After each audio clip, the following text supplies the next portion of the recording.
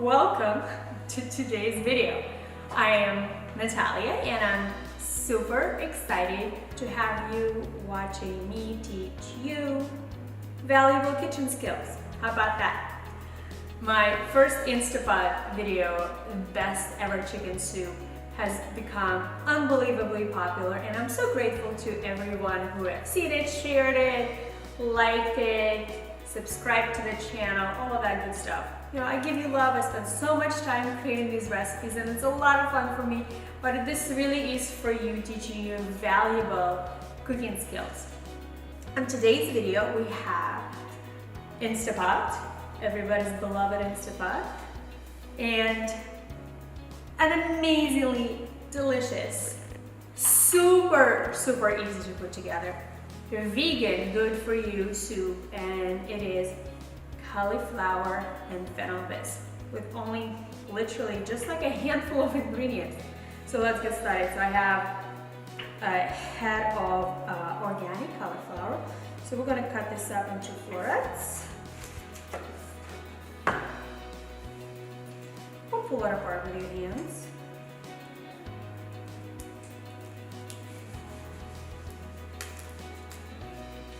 Whichever is easier for you. Cut this up, chop it up. Don't worry, this is not perfection. Done. Easy as pie. Why do they say easy as pie? I'm always curious about the origins of phrases. I'm gonna have to look that one up. If anybody knows where the phrase easy as pie came about, please put it in the comments because I'm so curious. Or some of your other favorite phrases. If you have a phrase that you use all the time, and especially if you know the origin of it, please let me know in the comments. So we have this huge pile of cauliflower.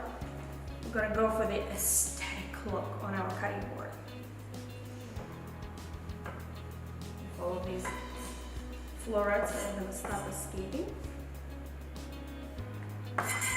Okay. Next, we have this fennel. So what we're gonna do is I'm going to cut off a little bit of these green trimmings. I'm going to use that as garnish on our plates. Because it's all about the presentation.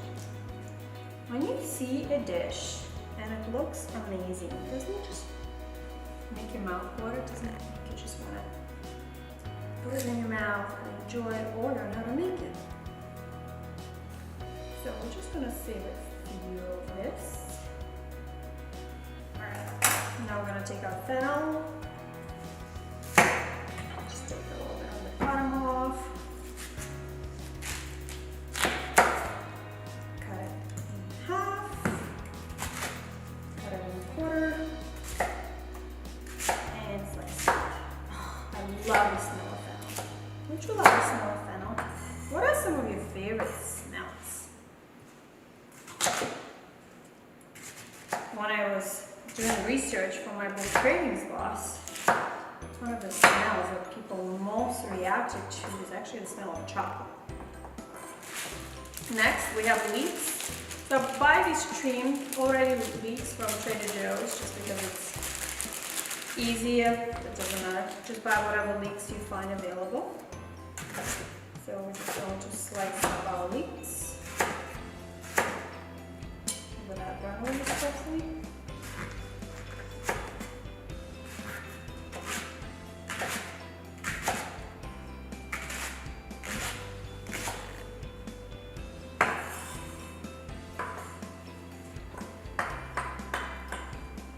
Oh my, like snow. This is a good wintertime soup. Did you know, by the way, that January is a National Soup Month?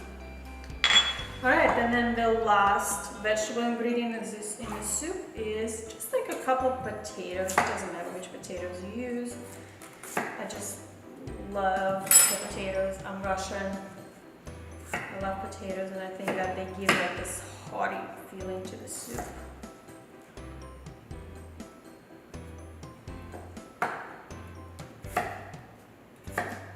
Okay, we're just going to chop off the potatoes. So everything is uniform in size.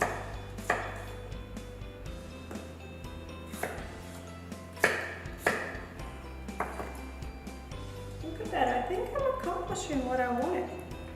Have a little aesthetic look on the cutting board of all the ingredients lined up.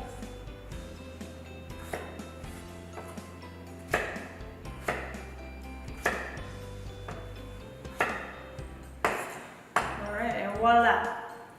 All of our veggies are lined up, and now what we'll do is very easy. We'll take all of these vegetables, transfer them into our Instapot, add our liquids and seasonings, push a button, and our soup will start cooking itself.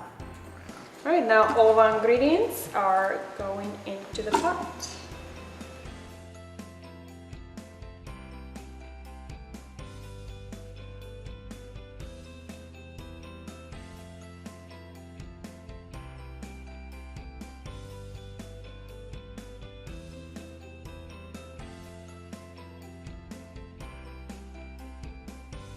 Now that our main vegetable ingredients are in, all we need to add is liquids and seasonings. So I have a 13.5-ounce can of organic coconut milk. Use the can that still has that cream in it.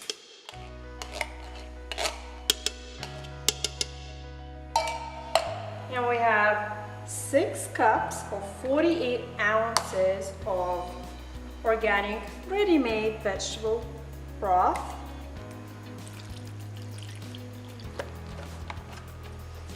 Now next we can add about a teaspoon of your favorite seasoning. My favorite is 21 seasoning salute from Trader Joe's. My absolute favorite. And you can add about a teaspoon of salt, but just always keep in mind that you can adjust seasonings a little bit later once the soup is finished and we are pureed. All right, now our ingredients are in. Put the top on. All right, now our ingredients are in. All we need to do is push the soup. Now you can adjust the time to more or less here with the buttons. 45 minutes is about the time that we need to cook this soup. Off we go. I'll see you in 45 minutes. All right, so our soup has finished cooking, but the lid is still, it's not gonna open if you try because the seal is up. So what we're gonna do is we're gonna force the steam out, and what I like to do is just cover it with a towel, otherwise you get steam all over your kitchen, unless you want your kitchen to be steam room, which is not the worst thing in the planet. I love steam rooms, especially if they are scented with a beautiful smell, something like a eucalyptus. Oh, maybe I get a facial.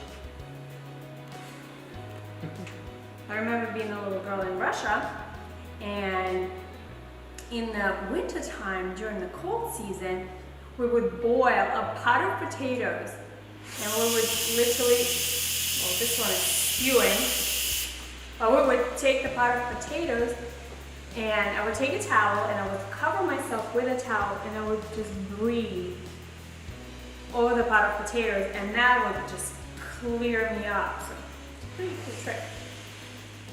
Here comes the full-on steam bath. Ooh. Oh, this looks so good. So now that our soup is finished, we need to puree it. It looks really good. We can puree it in 2 different ways. One is immersion blender, and I love the immersion blender for any kind of puree soups. It is just a really good tool.